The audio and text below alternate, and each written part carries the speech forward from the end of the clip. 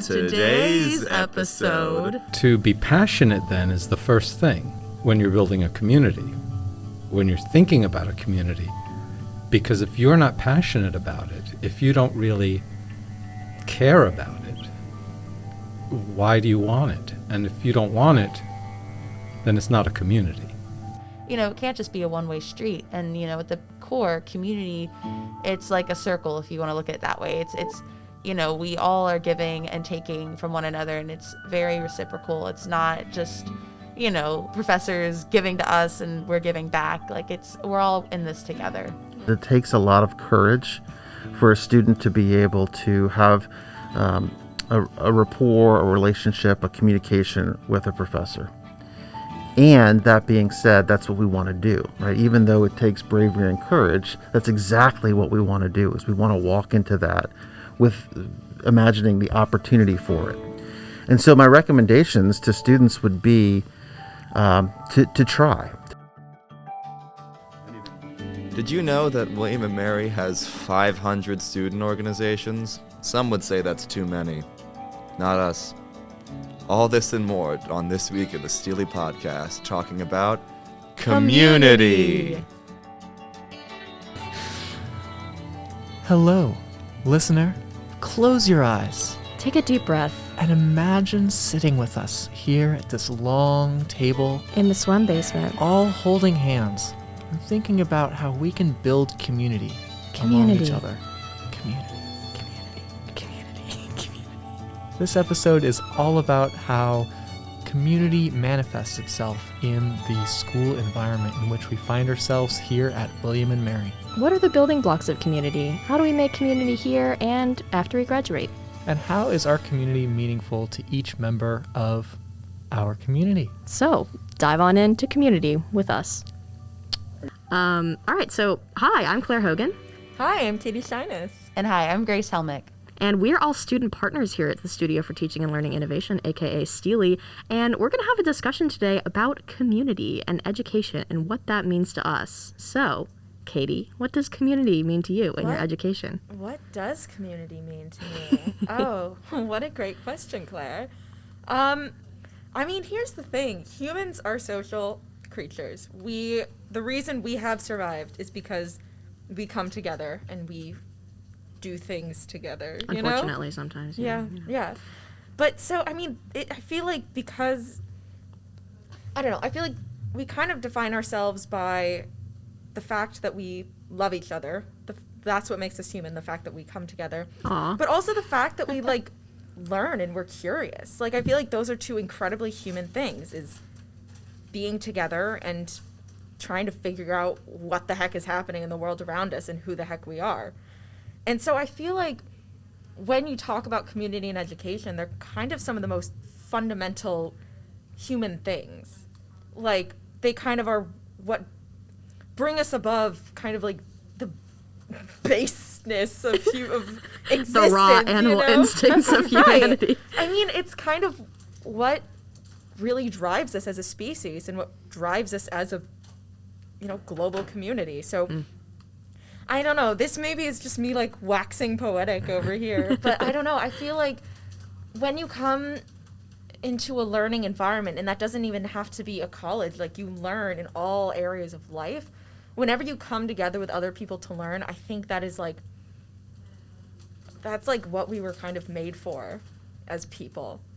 And so it's been really exciting to spend these last few years at an institution of learning and really, like, finding my people, you know, as, you know, dicey as the fact that we are tribe is, the sentiment behind it and the fact that people all come together, I really do appreciate about this place. Yeah, it's kind of interesting, actually. In my Native Studies of Latin American course that I've been taking with Dr. Fisher, we've actually been talking a lot about community and what that word means from, like, an anthropological perspective. And, you know, we in the Western Hemisphere use the word community a lot. You know, we say the business community, the academic community, you know, we use it as an identifier.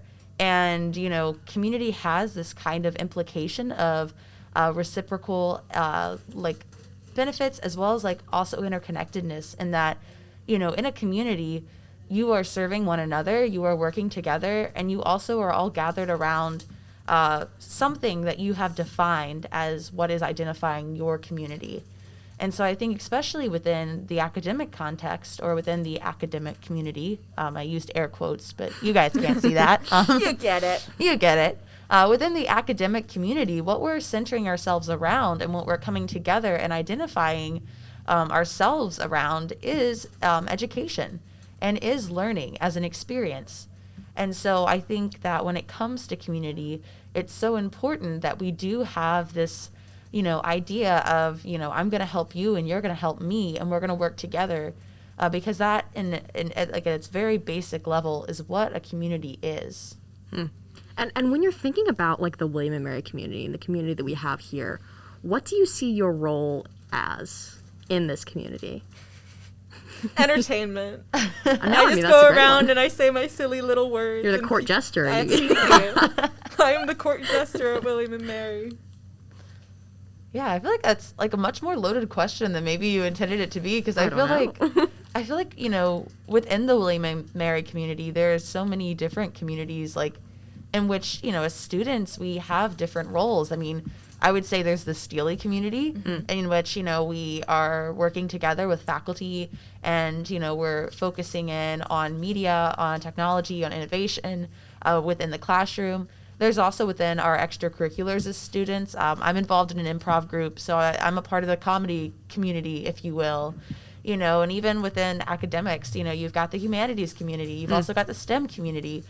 So I feel like there's so many roles that we all identify with, and there's so many like micro communities that we all are a part of.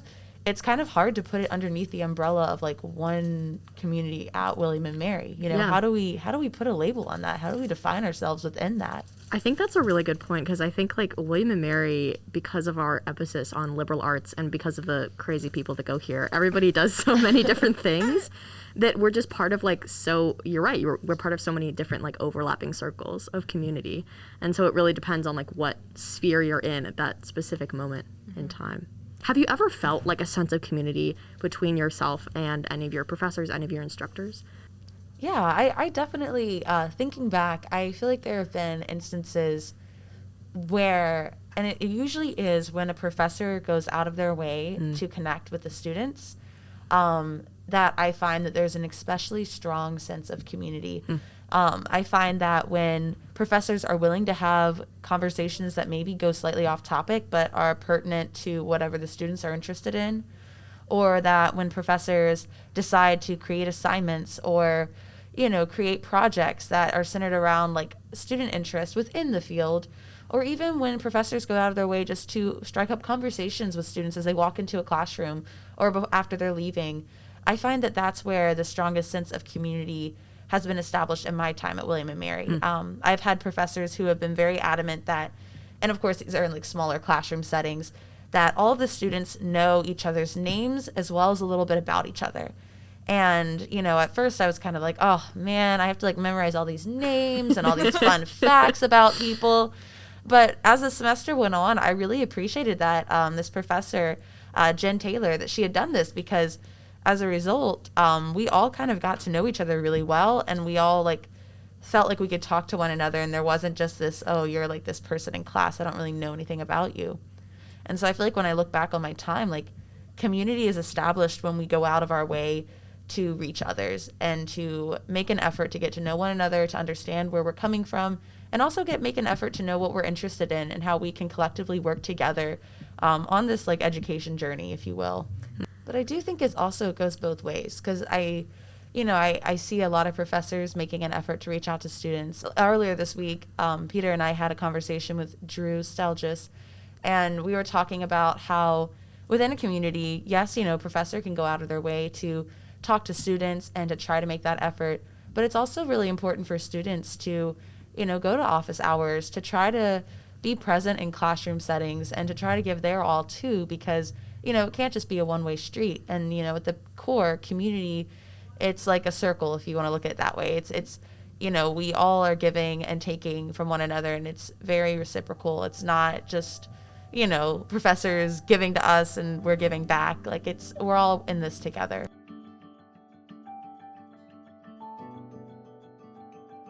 And now, here's Grace and Peter interviewing Drew Stelljes. My name is Drew Stelljes, and I have had the pleasure of working at William & Mary for 22 years.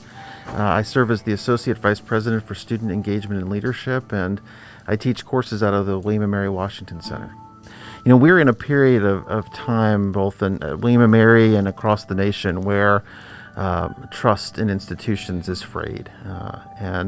There's been a lead up to that, leading up to the pandemic. This wasn't something that was struck just because of the pandemic, but trust in institutions is really frayed. And so you want to start off first by thinking about how do you build or restore trust. And researchers share with us that how you build trust is by, in part, showing up in the moments when things really matter.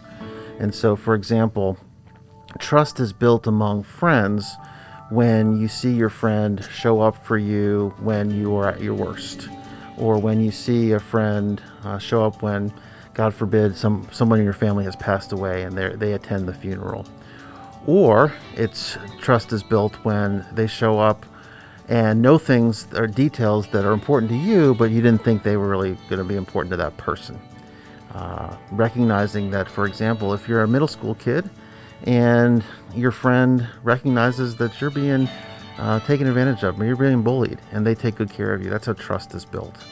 And so trust then leads to this willingness and an ability to express emotion, to be emotional with one another. And that expression of emotion leads to the ability to empathize. And we can talk a whole lot about what empathy is, but it's just the intentional ability and to feel how others are feeling. And we can go into more detail with that as well. But I think trust is where it starts. I think you hit on a key point, this moment within our nation, and just, even kind of, it's been a long buildup, there isn't a lot of trust, and especially in light of a lot of uncertainty. That's been our catchphrase for the past year and a half. I think a lot of us are wondering, where do we place our trust, and, how can we build that back up? And so I think it is important that when it comes to building community, when it comes to reestablishing that trust, that we do look to empathy first, and that we do start showing up for one another, and that, I can see how that is so important to, creating that trust that is so crucial to building back up the community that in many ways we've lost, just due to the external circumstances that have just been plaguing our world for the past year and a half. As a professor, you formed some amazing bonds with your students. And so I would love to hear more about, what is your secret when it comes to empathy? You kind of hinted that you had more to say on that. Does that play into how you teach and how you connect with your students? Thanks for that. That's a high compliment to say that, I've been able to form good relationship and rapport with students. I think that for me, the strategy that works is to certainly bring myself to class. And so, the beginning of the semester is really important to develop that rapport and relationship. And it's important for me to be able to share a little bit about my personhood, about who I am, and about what I believe in and what I value, so that we can start to build a sense of community in the classroom. And that hopefully gives all the students the space, to the extent that they're comfortable, to share some of that as well. So if I know you, and if I look you in the eye and I really feel like I know a little bit about who you are, first of all, I have a connection to you, but also it's going to be a little bit harder for me to be upset with you. So I'm starting to build that sense of rapport or trust with you, because I know who you are. I know where you come from. I know maybe what's motivating you, but I also know some of the things that you might be afraid of. And oftentimes that fear of something, of the possible, is part of the reason that people respond with a big and intense emotional response to something that that really could be for the reason of that they maybe are scared or concerned about something. And do you think having like a stronger, or at least like a more like stable relationship between professor and student, like having that kind of rapport, do you think that like has ever negatively affected a student's like learning ability in class? Do you think there's kind of like only positives? Like do you think there's any correlation at all between like how a professor and student get along and how well that student performs in the class? Well, a couple things to that I would say certainly is just like any good relationship, you want to be able to set boundaries. And I think of it, let me start by sharing what I would say is in sort of a personal relationship and how you set boundaries, whether that's with a friendship or a loved one. The boundaries that you're setting is that you respect yourself, I respect you, and we're coming into this with a respectful relationship. And so the boundaries that you set as a professor and a student, in some ways, are sort of self-created. You know that there is a syllabus. The syllabus serves as both the contract for what I have to provide to you so that you learn the most and the best that you can. And it's also it's our roadmap. And I'm also saying to you that as a result of me putting this together, I've developed a plan. And the plan is going to get us from A to Z. It's going to get us, all these learning objectives are going to be completed as a result. And so in some ways it starts with this idea that I've worked really hard to try to give you an experience that meets your high standards, because you are here to get the best possible education you can. And it's my responsibility, and it's a high responsibility, for me to figure out a way for you to succeed in the course. And it starts with that learning contract and that roadmap. And you mentioned a bit just now about like the work that you put in with like the syllabus and kind of the lengths that you go to kind of like establish that kind of relationship. Are there steps a student can take on their side of things, like on their end of the relationship, to kind of create more interaction with professors, and so like they can foster that kind of rapport on their end? Yeah, that's a brave question, and I want to say it frame it in that perspective. Is it takes a lot of courage for a student to be able to have a rapport, a relationship, a communication with a professor. And that being said, that's what we want to do, right? Even though it takes bravery and courage, that's exactly what we want to do. Is we want to walk into that with imagining the opportunity for it. And so my recommendations to students would be to try that. I mean, I remember so vividly when I was an undergraduate being so enthralled with this professor I had, and after about a month's time in his class, I really wanted to get to know him better, and I was incredibly nervous to go to his office hours. But I did it because the interest in getting to know him better, both his academic interest and his personal interests, overrode the fear of the possibility of me being turned away. And it was an office hour that sincerely changed my life, because he gave me both some confidence and also a toolkit to imagine what my life could look like and how I myself could work in higher education as well. And so I would start off by saying to students is to be brave and to be willing to have that conversation, to show up, obviously. And when I say show up in class, I mean show up both physically and intellectually and emotionally to the very best you can each and every day. There is no doubt about it that each and every one of us bring into any setting, whether it's a work setting or an academic setting, the different things that are going on in our lives right now. And yet, if you can find ways to sort of control that emotion, that heavy emotion that you might be experiencing, before you walk into the classroom and say, it's here, that sadness that I'm experiencing, that anger that I'm feeling, the anxiety that it's palpable is here.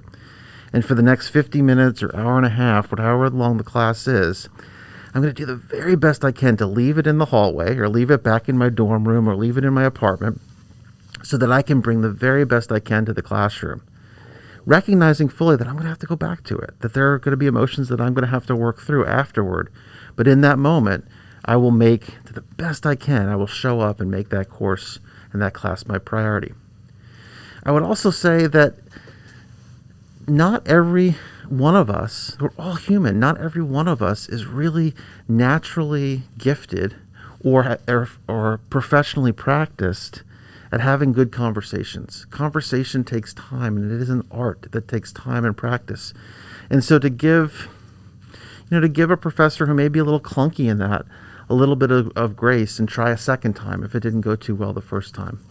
Those are a couple of suggestions I would have. Yeah, I think that's awesome. And I think when I look back on like some of the most memorable like moments that I've had in my time here, and I'm a senior now, it's been in moments and in classrooms where I have felt that communication can be open, where the professor is willing to communicate and willing to have conversations, even if it's maybe not about the lesson plan.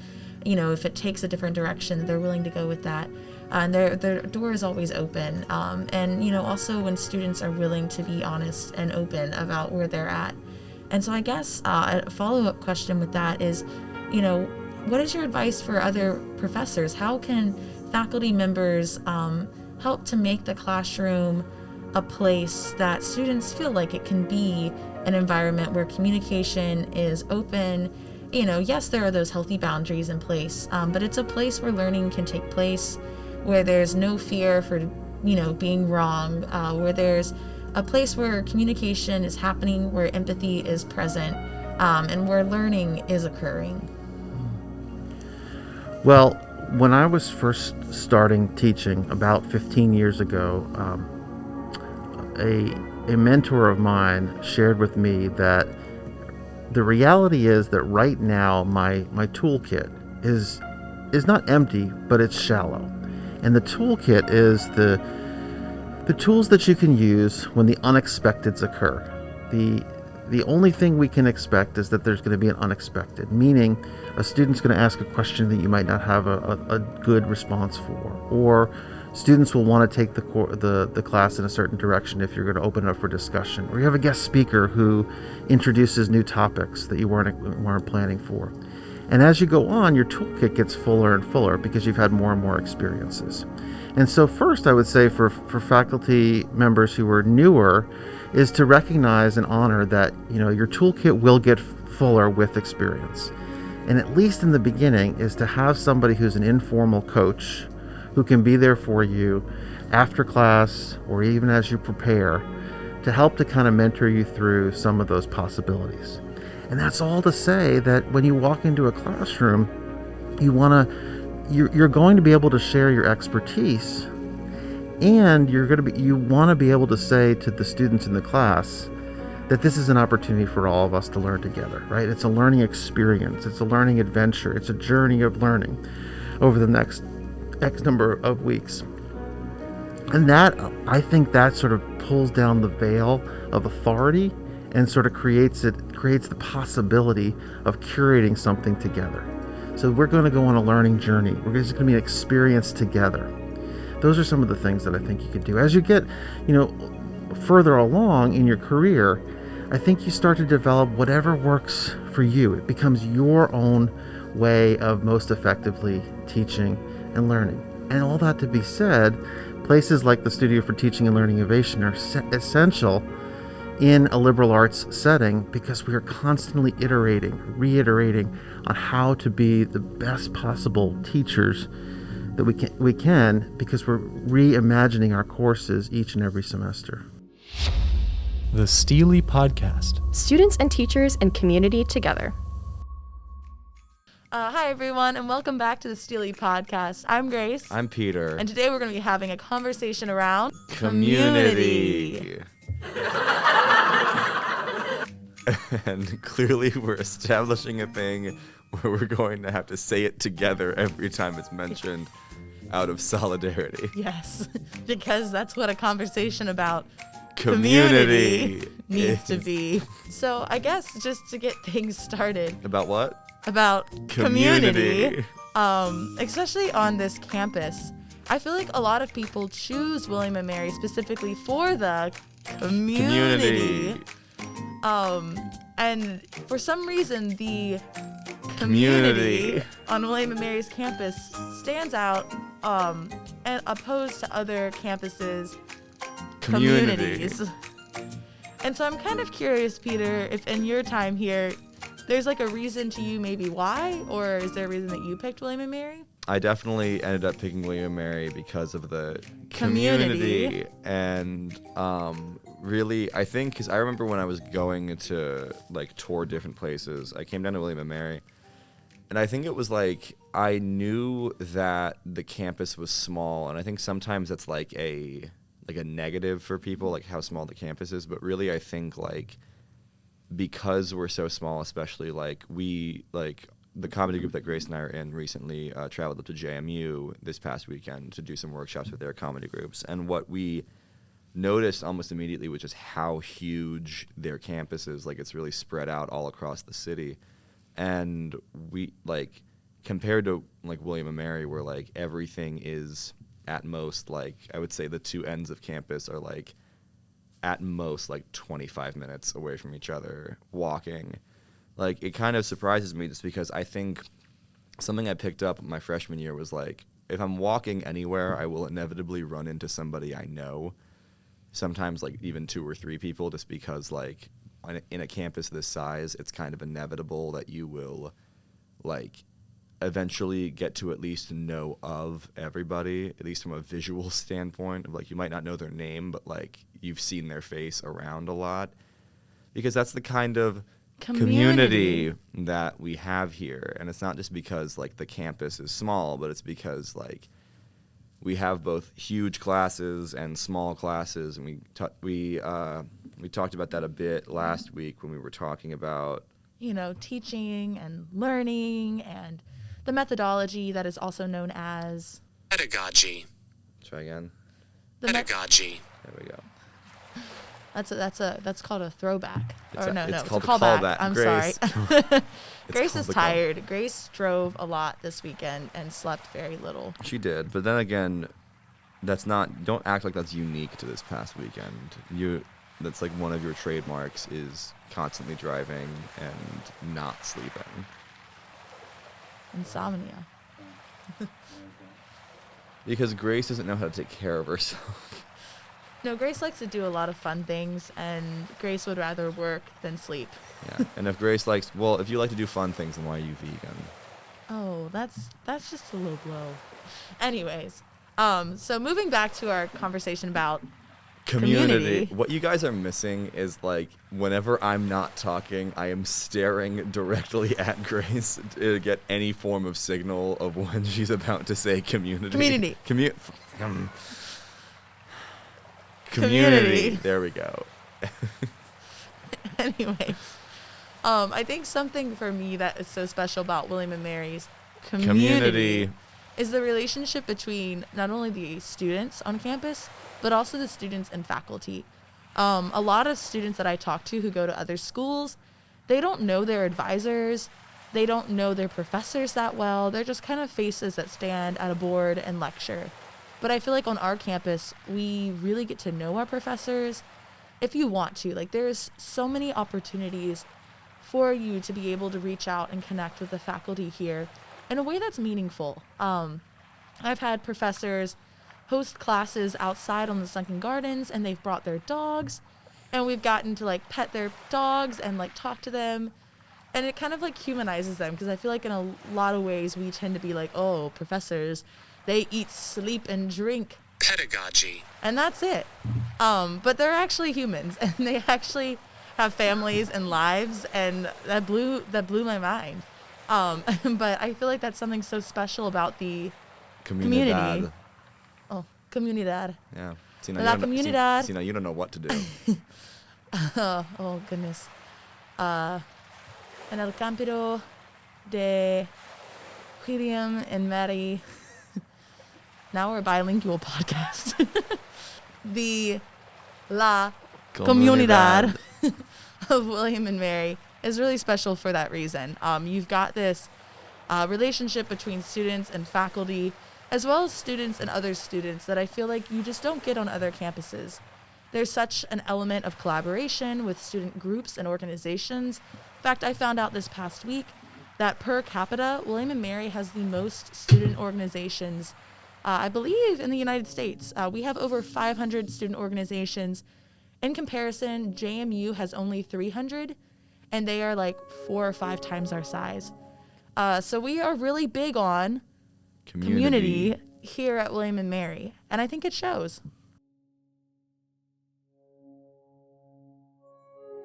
When I was walking over here to swim, I was just dreaming of Mike Blum. And then when I walked into STLI, he appeared. Somebody passed me front a of me. plastic baggie, and it was just quotes from Mike Blum. Next up, we have some wise words from our very own Mike Blum. We were so desperate to drink from the fountain of wisdom that is Mike that Blum. we were willing to go 5 feet that way and interview Mike Blum. He wasn't my first choice, but we got Mike Blum on. You know, the Dalai Lama wasn't available, so we called in Mike. I'm totally out of my depth already. I don't know what I'm supposed to do. Am I in charge? You said go ahead. Mike, we're collectively in charge. This is a co-op. But he said go ahead. Like, is there an agenda? You're talking about community. You have some words of wisdom, apparently. Oh, okay. Item 1, be Okay. confused about what we're Let doing. it be. Well, yeah.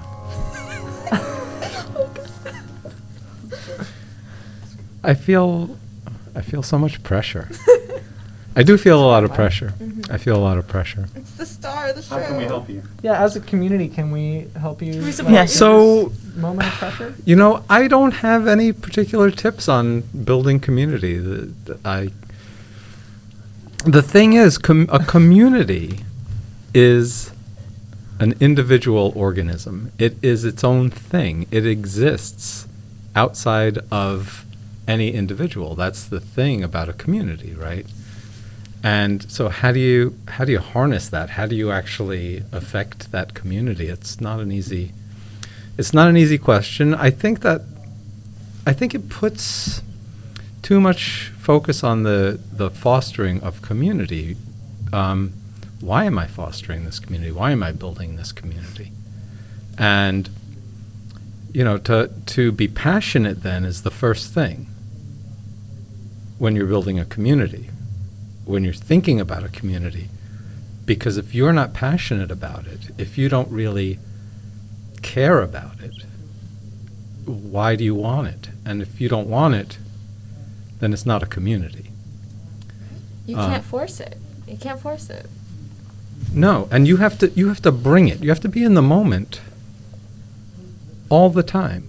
And if that moment benefits from community, then I think that's fantastic. But, you know, I want to share the enthusiasm. That's my community. That's my reason for community, sharing that enthusiasm for something. Sharing my interest in something, sharing my questions about something. I don't want a community for community's sake. I mean, I could have friends, but then that's a different thing that I'm doing, right? I'm creating a friend circle. But from an academic perspective, that community has to come from a desire to inquire together, I think. It was interesting to hear you say that you don't want a community for community's sake, because I think that's something that higher education is always trying to get away from, because we have a very strong flux of students. Every single year we lose a quarter of our students and gain another quarter of new members of our community. And then it's this constant cycle of trying to keep our community, build our community, and make it a better community for everyone. And I think that process can often show the ways in which our community is doing well or needs to be improved. I'm also interested because I think something else that you said that stuck with me is, you know, obviously not creating community for community's sake. So then, you know, how do we make sure we don't breach like exclusivity and creating a space where it feels like either, you know, you're in it or you're out of it based off of your interest? You know, like how do we create a space that feels inclusive and feels open, but yet is, you know, a bunch of individuals that share passions and that, you know, can have a space to express those things? And is it like a fine line to navigate? No, that's great. I think that's exactly right. Do people want to be part of that community is my question, because I'm a member of many different communities, and I have different roles in all of those communities. I have different interests in what the shape of that thing looks like when we all get together. When I'm with you, when we were just together talking, we were in community right there. We were together, we became this third thing. We're now something different that we all are, that will never be again, but that's kind of the point. But the thing that we have here, I think, is where we have a goal, a common goal. And if your goal is served by having a diverse group of people, which I think almost all goals are served by having diversity, diverse voices in your community. I can't think of any goals that are not served by hearing from everyone and giving people open access. But that, I think that goal sometimes is the center of the reason for a community. Like why are we here? We're here today to create a podcast. So that's our community's purpose for right now. But what's our larger goal? Why do we all get together? Okay, part of the reason why we all get together is because we need to get together to earn a living and to get an education and to do all of those things. So we want to feel like we're part of a community. But we're all doing it for very individual reasons as well. So to recognize that, I don't know if it's important to recognize it, but I recognize it. This is the STLI podcast. Students and teachers learning together. Do they make sunglasses for your third eye? Just one lens. Dear listener, at the beginning of this podcast, I asked you to please close your eyes and join us to think about community. Now it's time to say goodbye, and I'd like you to slowly open your eyes back up. Look around you and enjoy the communities you find yourself in today. And if you are listening while driving, we are not liable for any crashes you may have caused. Goodbye. Follow us online at stli.wm.edu or follow us at STLI Podcasts wherever you get your podcasts. Are those really the handles? Yes.